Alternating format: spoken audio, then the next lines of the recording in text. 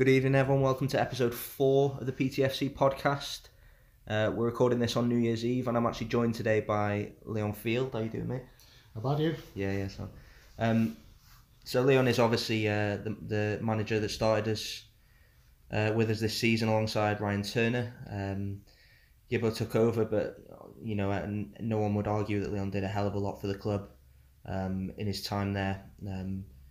We're good mates, and we actually started in the club on the same day, didn't we? Yeah. So I did that dodgy interview we used to, and then it went from there. So we've also got the review of the Portsmouth game. We're going to preview Airbus, which is this Saturday, and we've also got the usual injury and suspension updates. But first of all, mate, you just told me that the last game you saw Prestatyn play was Rill away. Yeah. What do you make of that one? Very good. I was very impressed in the way that they've obviously built into what Gibbo's trying to achieve now. And for me, Gibbo is probably the best coach around here. He's a good friend. He knows what he's talking about, and that seems to have been transparent now with the lads. They're working as a team. Every area is covered. The formation's spot on, and it's looking really good. Formations have been switching around, but it's working both ways with a back four and a back three with wing backs. You messed around with those two. Kind of how do you see us playing better? What system do you think fits? That's not for me. That's obviously for Gibbo. Gibbo knows what he's doing. Like I say, he's an experienced manager.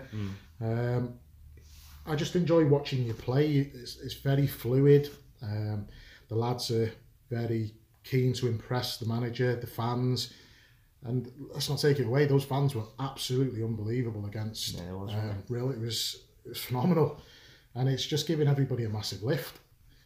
Yeah, it felt like a home game. That we'll get into this a bit more in a bit, but that fan support started really, I'd say, with that Holywell away game. That Dave Hayes header got us that first win of the season away. And we did an interview after that with how good they were then. Yeah. And it's kind of built from that. The positivity really started from that game, didn't it? Yeah, you've got Rob Caton. He's a massive influence behind the scenes there, and don't take anything away from Apple, Lee, and everyone else that's involved in that, because they follow Prestatyn home and away, and they are the best fans in North Wales. There's no question about it. They always got behind us. They were very welcoming. And it's nice to see that they've done the same again with Gibbo, who's a legend for Prestatyn. And it's that kind of 12th man we were talking about when we were in charge, that it gives the lads an extra lift, and it pushes you on to get the momentum going. Yeah. So we got a lot to go through. I've got a lot of questions I want to ask, but I'm just going to get through the injury and suspension updates first. So early on in the second half against Portsmouth, you saw Gibbo make what was really a ballsy double change. So Griffo and Aaron White came off, and I think Ollie Buckley and Maka came on, so two attackers. From what I understand, that was basically just fatigue. Griffo and ours are probably the two players that run more than anyone else. So I think that many games in that many days was a bit much. So they came off, and they should be fine for Airbus. Alex Jones came off at half time as well. That was massive. I think that 45 minutes is the first Alex has missed in a long time, and it showed for parts of that second half. Jimbo did a great job filling in and doing that exact same role, and we ended up getting a great result. But Alex, something to do with his thigh, so I think he should be alright for Airbus. I mean, you know what Alex is like, don't you? He's going to play regardless. Yeah, he puts everything into the team. He was one of the main driving forces of coming into Prestatyn for this season. He was pushing me to make sure I did it. Alex obviously started at Prestatyn. He was given his opportunity by Gibbo, and he wants it to work out. He wants them to be back in the Welsh Prem. He gives 100% every time he plays. So to come off at half time, it would have hurt him. But obviously, in my personal opinion, you could have won against Portsmouth. Yeah. So it's a creditable draw. Last time we were there, it was obviously 2-0 loss. So yeah, you're building well. They're second in the league. You can't take anything away from that. No. I mean, that probably says a lot about where we're at. The fact that the team that was second in the league came to our ground and we pushed them, and we're walking off the field with a point against them, thinking, we should have won. And that's us unbeaten in 4 now. I mean, I think you're actually you couldn't be there for the Portsmouth away game. I think Martin Jones took charge of that. That's right. But that was a 2-0 defeat, and that hurt that one because they were just so well drilled, and they didn't batter us or anything by any means. But it's a completely different game against them the other day. So you can see how far we've come really, in terms of just making that front three click. Yep. And a large part of that is down to Griffo, who is a man that you brought back in yourself. And what move that was. How just give us a bit of an insight into Griffo coming back. Griffo's situation was somewhat frustrating. Yeah, so we just had a bit of a technical thing there. We're talking about bringing when you brought Griffo back to the club. So just start us again on that one.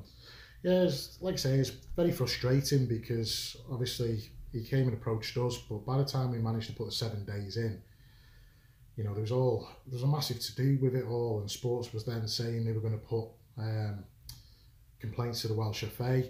So it left a bit of taste in people's mouths really, but we were confident that we hadn't done anything wrong, and we just kept our silence really.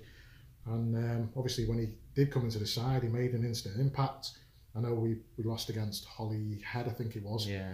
But he got off the mark straight away, and it was evident to see that day that what he could actually bring to the club. And he's tenacious. He just rats all day long. He's got an eye for goal.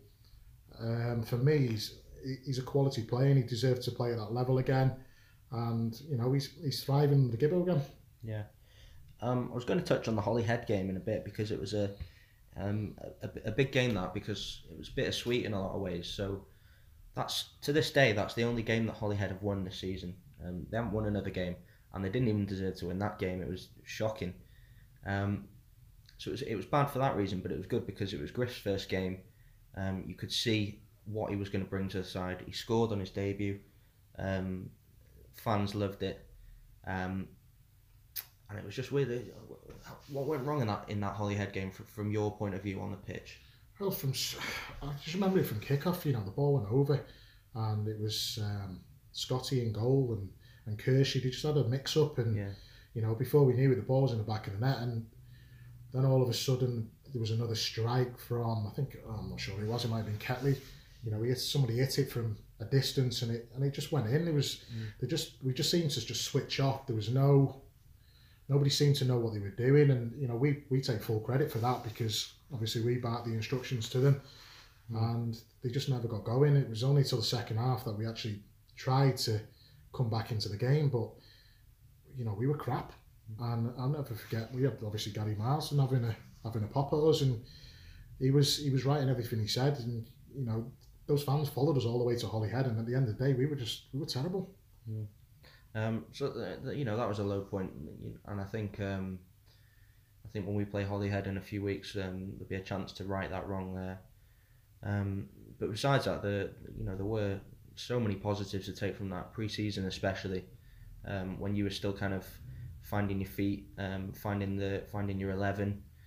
And again, this is something we're going to touch on in a bit, but how good was pre-season? I don't think there was much expected from us. No, and I think that's what helped us really, because there was no expectation on us. Nobody knew what we were about. From the fans' point of view, we weren't an A-licensed coach, so people were probably sceptical. They're probably thinking, who are these lads? What are they going to bring? What are they going to do? The papers straight away were, we've brought Kimmel Bay's team over. It was on social media. So probably for the fans' point of view, they were looking at that going, we're going to get relegated. We're not going to do anything. And it was difficult. But, you saw yourself, the lads that we brought in, they all play with heart. They play with passion. It's not about the money. They all bought into what we wanted to do, and that was keep Prestatting up, push as high as we could, and then obviously the following season we looked to try and build on that. And you look at it now and you can see the results coming. It's only positive from here. So a point that I missed out on the injury and suspension updates is that Danny Davis is probably going to be back for Airbus, which is massive because, I mean, my God, what a game he had against Rill. Was it Aaron Hassel was Rill's left back? I think he's still looking for Danny Davis now. He absolutely tore him apart. And that's been Danny Davis since he came in, really consistent. But that was probably his best game, so it's massive for us to have him back. So just touching on the Porthmadog game, went behind twice, came back twice, went ahead and then just fell asleep. Fell asleep for their equaliser. Gibbo touched on in his post-match interview that if we could have just kind of shut up shop for 5-10 minutes in the at the start of the game and after going ahead, then those 3 points were ours, and how big would that have been against the team second in the league? So the goals, we had Griffo squared it to Ben Marr. I think we were playing long balls, and I'm not a big fan of long ball, but that's why I'm not a manager. It worked. They weren't long balls for the sake of long balls. They were balls over the top, knowing that we had players that could get in behind, knowing that Porthmadog had quite a slow defence. So Griffo rounds the keeper, squares it to Ben Marr. That's 1-1. Hazy has one of the best free kicks I've ever seen in my life. Right into the top corner and just acts like he does it every day in his back garden. And then Ollie Buckley gets brought down in the box from behind. Ben Marr slots the penalty away easily. And then unfortunately we concede the equaliser after about 20 seconds from the restart. So yeah, that was Porthmadog. Airbus is coming up on Saturday. Airbus was our first game of the season, wasn't it? What do you remember about that one? Very frustrating game. In the first 3 to 4 minutes, obviously we had Jimbo sent off, which still to this day I say was a fair tackle. Unfortunately, the lad broke his leg. You never want to see that on a pitch anyway. And we all rallied round the lad at the time, but effectively we should have been dead and buried then after 2 or 3 minutes. But we came back out and we were a team possessed. And I would have said that, albeit not putting the ball in the net, we could have got something out of that game. It took them 82, 83 minutes to actually find that killer second goal. And, no disrespect to Kieran Jones, but he's not a keeper and he had to go in and do it. And he stood up and he was counted for. And that's what the whole team's about. And for me, Airbus aren't, yes, they're the top of the league and they're doing really well, but Flint exposed him. And in my mind, Gibbo will do the same because he's quality. He's no doubt watched Airbus at some stage. He does his homework very well and he sets up very well. So you just touched on the Flint result there. So Flint beat him on this last match day just gone. Conway actually got a draw, which is massive. So one loss and one draw, and the rest of the games are wins. You can't really say that Airbus are on a slump or anything like that. I mean, they're probably still favourites for promotion by a long way. But there are weaknesses to be exposed there. Now a lot can change in 3 or 4 months since we last played them. But what do you see their weak areas being that this team can exploit? From going off last time, they were the fullbacks, the wing backs for them. They did a good job, and in the midfield they were quite strong. But central defence, I thought they were quite weak. They only had Asa Hamilton up front, and he just puts himself about. He's not technically a great striker like you would put your Ben Marrs, your Griffos. So, you're looking at that and you're thinking Hazy, you're thinking Dan Roberts. I'm in no mind that they would do a job on him straight away. So, for me, if you stick to the game plan that, Gibbo will be doing, I don't see why you can't pick up 3 points. So just moving on from that then, I've got a few things I want to ask you. So we touched on Holywell away, and we touched on that disappointing Holyhead game. So up until we beat Rill on Boxing Day, my favourite away day of the season was in the MG Cup against Denby. What a game that was! Just tell me kind of the game from your point of view on the sideline. End-to-end stuff. we could have been 2 or 3-0 up within the first 10 minutes. Mm-hmm. You know, we had chance after chance with Jack Holt. He could have buried a few straight away, but it wasn't to be, and that's the nature of football. But what we did do is we were dogged all the way through, and even what did we score? 92nd minute, was it? 97th.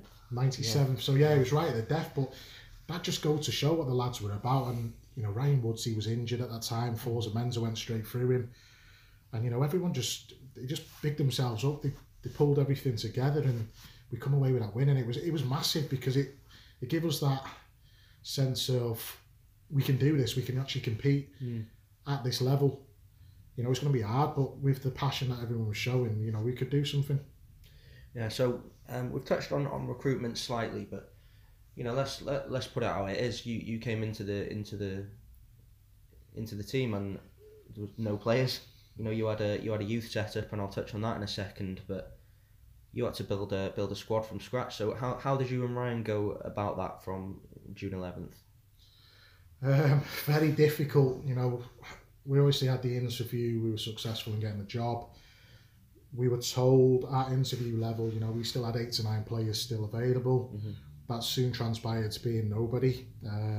So we had to think quite quickly. We obviously had in our head who we wanted to bring in to complement who was still available. But you know, suddenly with them looking at it and going, actually, we need a whole squad here. Mm-hmm.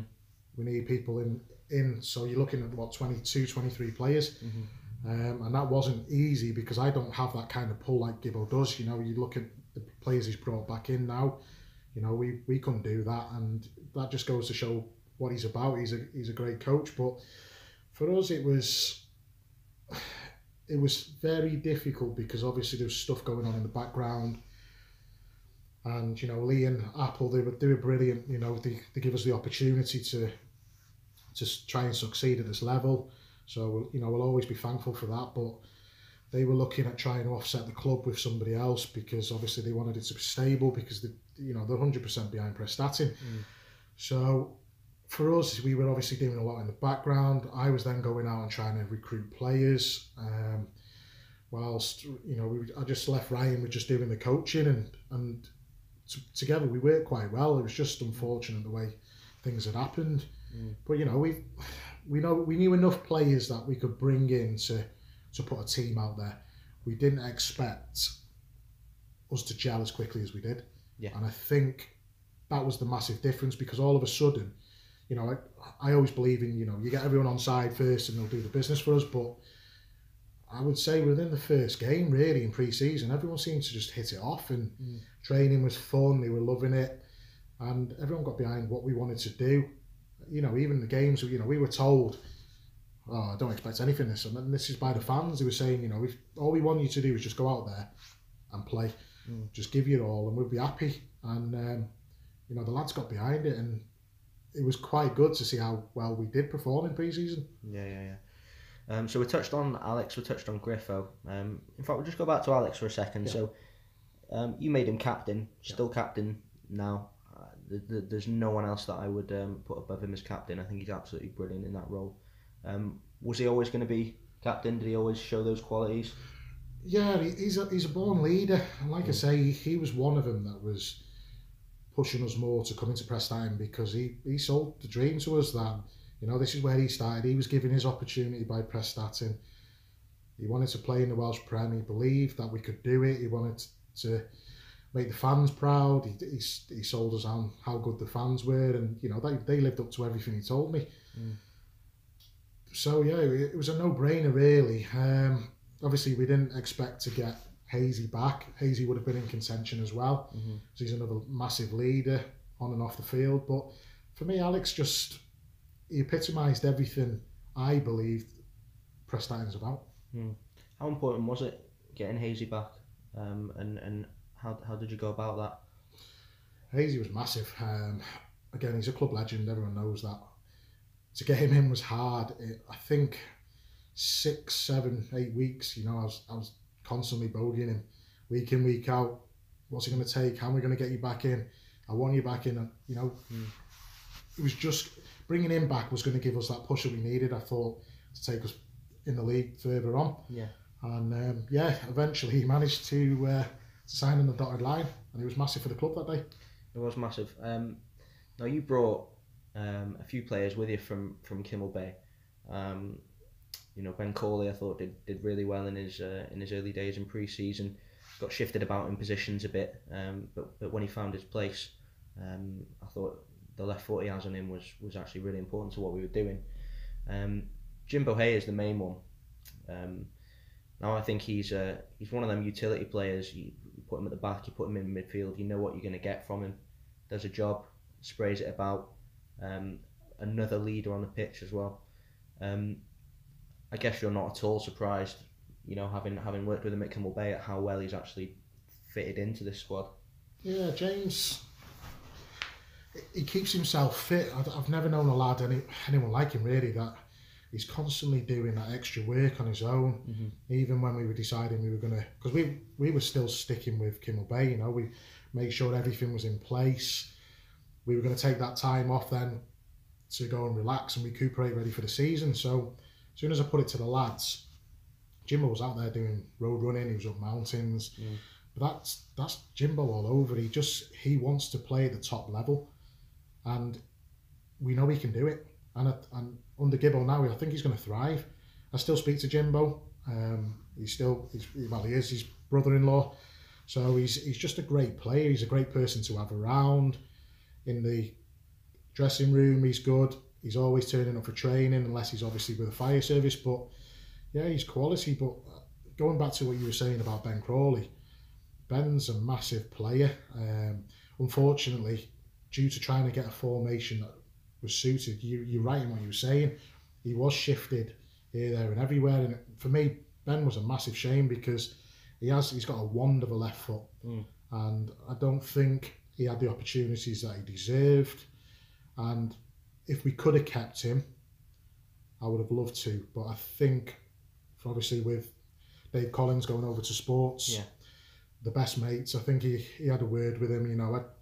To be fair to Ben, I had a chat with him when he come back off holiday, and I told him, you've been away, I still want you, but obviously it's going to be hard to keep your place. He was worried, obviously, when Griffo came in, that it's going to put him back again.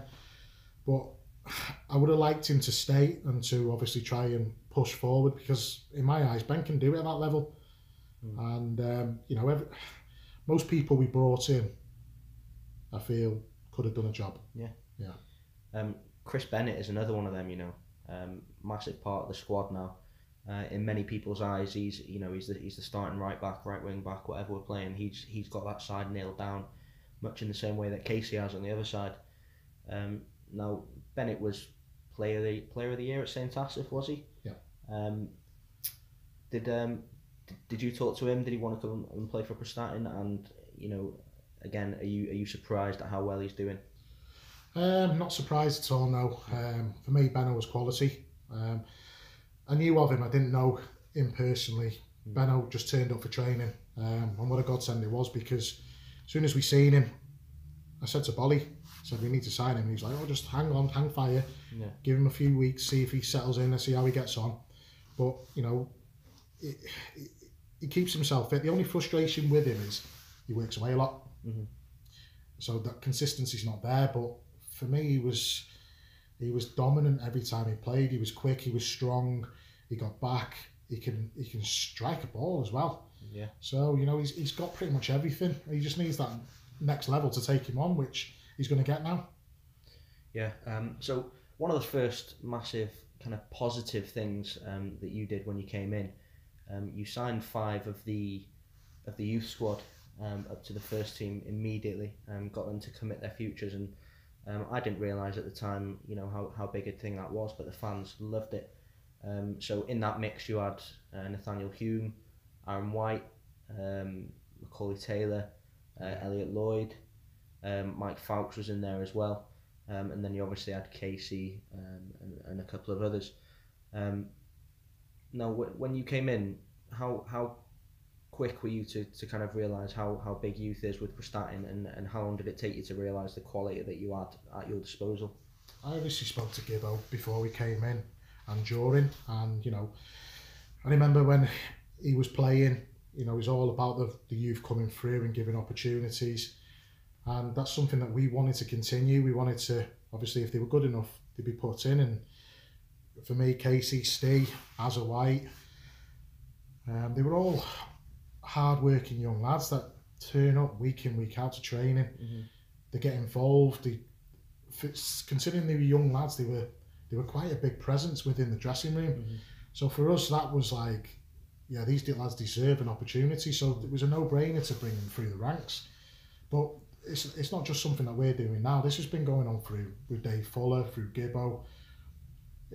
Everybody's always give youth a chance with Prestatyn, and I've always said there's a lot of local talent around this area that is so untapped. You know, you don't have to be going into Manchester, Liverpool and places like that to bring these lads in, because we've got it on our doorstep, and it's the only way to do it, because they believe in everything the club's trying to achieve. Sam Duffy, he's another one that's coming through now. Sam's phenomenal, and I just the reserves, and I just wish we had the opportunity to give him that opportunity to play football, but unfortunately, you know, he left to go to sports, which we never held against him, because we're always, it's one of them, you know, if you feel like you're away from that club, the door's always open for you to come back. But just go out there and play your football, enjoy it. And you know, that door, like I say, that door's always open for you to come in. But I'm made up he's got his opportunity to shine, and it won't be long before he's knocking that front door. Yeah, of course. I don't want to pick out too many individuals, because you know, most of the players that you brought in have had an impact, have been quality. But one that I have to give a mention to is 18-year-old Dan Roberts. How good has he been? You know, settling in next to Dave Hayes, James Jones as well. In that defence, for a lad of his age, he looks like he's played there for years. Yeah, Dan's he's a professional. You know, you don't get Welsh caps like he has for no reason. He's so confident. You know, we operated him as a wing back to start with. His best position's clearly centre back. But I remember having the conversations with Ewan, who was the first team manager for Llandudno, and he said, no, he's staying here. And I know his mum's partner, and I've gone to know Karen as well. And you know, we had the honest opportunity to talk to them, and said he's going to learn more by playing week in, week out here. I knew he was a fantastic player, his quality and his delivery, everything about him, but I didn't see how good this lad could potentially be. He overshone in my eyes, but seeing him now, he's becoming an even better player. So it's good to see. Now, you were always a bit of an advocate for the reserve games, watching the youth games. You're always there. Remember Colwyn Bay away?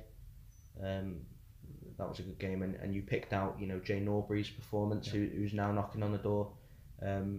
My little brother, actually, Mikey Hargrave, you gave him his debut away at Holywell, which was massive for him. You know, so was it important for you to constantly be looking at all these lads that are knocking on the door, and make sure they know that, you know, if you perform and you've got the right attitude, you will get the chances? Of course it is. It's one of them. Even when I was playing, you know, if you asked to do a job in the reserves, and then you look around and there's no first team manager there, in the back of your head you're thinking, well, am I worth doing this? What benefits this to me?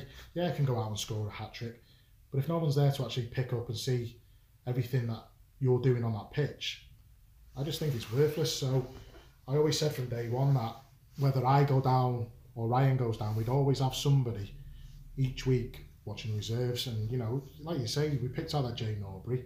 He's got a lot about him. He's got a lot to learn, but the signs there are phenomenal. And you know, Macca, he absolutely crucified Colwyn Bay on that day with his pace and everything. And he was, you know, you look at those lads and you're thinking they're young. The potential for them going forward it's only Prestatyn's game. It's going to be good for the club. And all these young players, and I include Dan Roberts in this, you know, only being 18 himself, they all actually love playing for Prestatyn. I don't think they see, most of them anyway, I don't think they see it as, oh, this is the club I'm playing for at the moment. I think they buy into the club, the fans, Gibbo, the way of playing, the opportunities that they know they're going to get. they actually buy into it. You know, I've spoke to Dan Robertson. Obviously, I won't hold the lad to this because his ceiling is really high. Yeah. He could go anywhere, but he loves playing next to Dave Hayes. You know, I think he understands the experience that he's getting and that it's absolutely invaluable. So it is. It's massive. Now, a player that I wanted to ask you about, because I've scratched my head about this for a long time, is probably the biggest confidence player that I've ever seen is Jack Holt. Yeah. Now, early in pre-season, Jack Holt was banging him in, and actually Jack Holt had the longest record of being in the starting lineup out of any player. Yeah. You know, so he was massive to what we're doing. He's gone back to Abergelly now. What was it with Jack Holt? Where was his best position? Why did he rely on confidence so much? You know, what did he bring to the side? He brought goals, but you know, like you say, he sort of like dried up a little bit within the company lines when we started that programme. But for me, it wasn't just about scoring those goals. It's his movement, the way he linked in. He brought people in all the time. His best position for me probably is striker, but we tried to operate him as a number 10. Maybe that didn't work out as well as it should have done. As pre-season, he was the main striker. That's when he got his goals. So maybe we've got to look at ourselves there and go, maybe we didn't put him in the right position. Mm. But I wouldn't say he's a massive confidence player. He knows what he can do. I just think we got it wrong. And, you know, I'm all for being honest and I put my hands up where it needs to be. We should have played him as a striker. And I think we would have got the better Jack Holt out of that. But don't take anything from it. You know, he did really well when he was there. Going back to Abergelly, you know, that was my first side that we managed. So I know a lot about them, but no disrespect to them. He should be playing at a higher level. Yeah, I said that last week. Another one of them, and I don't want to disrespect smaller teams, but you know, when you bring someone in from Kimmel Bay or from, I don't know, you know, a Llanefydd or something like that, you'd be excused for thinking, you know, maybe that they're not going to be at it. But you've brought in a lot of those players from lower down through necessity who have performed. You know, Chris Bennett, Jimbo being massive examples. Another two is Nidian Jones and Kieran Jones. Now Kieran recently, before he left for Llanefydd, which I don't blame him for going at all, but recently before that he had a run at centre back. Yeah. Again through necessity, but he did brilliantly. Yeah. Nidian, you gave him his chance at left back. I thought going into the season Nidian had a strong shout at being the starting left back before he got that injury. Correct. Now, yeah, how did those two do, you know, from your eyes as the manager? Nidian surprised me. Yeah. I knew how good he was, but nobody's seen the temperament to him. And he was a very aggressive lad. We obviously sat him down before we even thought about signing him and said, listen, we know you can do the job. We know we can put you anywhere on that pitch and you will shine, but your temperament's lacking. He agreed that he wouldn't act out or anything like that. He'd just give it 100%. And you know, they're driving from Kerrig all the time to Preston and the training hard. And he was just one of them that he was unfortunate. And I think that was the game that Elliot Lloyd got injured, wasn't it? And we threw him on and he went off with his back as well. Nidian got injured at Didno away. Elliot was Airbus. Yeah. The first game of the season, wasn't it? Yeah, but like you say, for me, he would have started. Nidian would have been the starter for that left back role because he was up and down there. He was phenomenal. It was just a shame he's got injured, and I still speak to Nids now, and he's not doing anything. He's at Kerrig again now, helping out, but he doesn't think he's going to be able to play again through his back, which is it's a massive shame. Yeah, it's awful. Because he's a good lad, but Kieran's a leader. He was Kerrig's captain for many seasons. He's a big player in the dressing rooms, on the pitch. He'll play everywhere. Unfortunately, you know, I still speak to Key, and Kieran was saying it. He just didn't like playing centre back, and he just wants to enjoy his football like most people do. And going to Llanefydd, you know, it's not I know you're saying about not disrespecting them, but for me, they're another side like Prestatyn that are just local lads, and they're very good at what they do. They're a strong force, and I honestly believe maybe having Key there now will give them that little bit of push to climb that league. And I still look at that league that they're in now, and I think they can still get promotion this season. Yeah. And I think Kieran will, with that experience now playing at a higher level, will give it to Gwyndaff to take forward. Yeah, he's going to take a lot from playing with us, isn't he? Now, I need to mention Elliot Lloyd, because we started the Airbus game, and I think we went 3 at the back and wing backs, didn't we? Yeah. And your 3 at the back were Elliot Lloyd, Dave Hayes, Sam Kirsch. Yeah. Now, in looking back, is that your preferred back 3? If you could have kept the same back 3 fit all season, is that what you were going for? Not necessarily. You know, you've got your James Joneses, your Hayeses, your Kirshes, your Dan Roberts. Elliot for me was, out of all those lads you mentioned before, the Cases, the Stees, Elliot was the one that to me showed most promise. And he was a young lad but a massive leader. He was one of those lads, he'd be first at training, he'd have a massive smile on his face, he'd always be happy, he'd always be upbeat. And I used to talk to him all the time and say, listen, your chance is coming, just keep at it, keep doing what you're doing. And then when we give it that opportunity, he played so well. Unfortunately, he got injured, and again, it's another lad that he's got the world at his feet. He's another Dan Roberts. I just hope he comes back stronger and breaks his way into that team and is given that opportunity, because I know he can do it. Do you think he will? Because he's still at every game now, home and away. Yep. You know, in his tracksuit. Obviously, it's an awful injury to have. We probably won't see him this season. No. But do you think, maybe coming back pre-season for next year, looking for promotion and that, do you think Elliot can force his way into consideration? If he's fit enough, yeah, without a doubt. I still think it's going to be a lot longer than next season.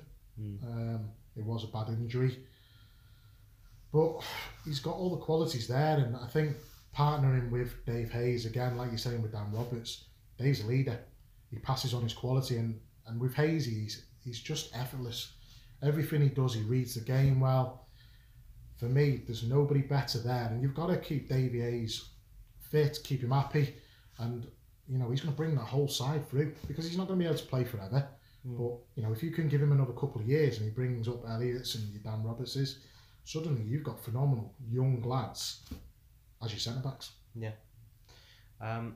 So yes or no answer to this one. Are Prestatyn going to stay up this season? Yes. Yeah. Obviously we don't want to take that for granted, but the results are coming now, and you'd like to think that we've got enough there to stay up. So owners have said that next season is a promotion push. Is that realistic given the resources, given the way the team are playing?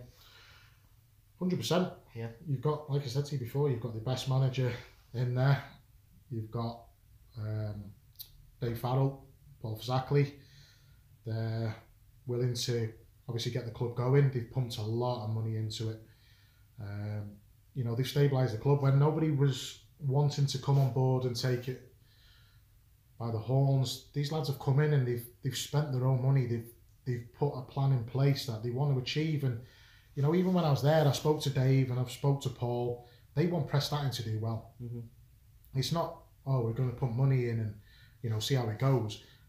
These lads want Prestatyn back in the Welsh Prem. They want Prestatyn in Europe. So everyone's got to get behind Dave. They've got to get past Paul and Neil and whoever else there, and they've got to support them. And Gibbo is the right man to take this club forward. Dave and Paul are the right men to take this club forward. Everyone's just got to get behind it, support them, and like I said before, those fans are the best fans in North Wales.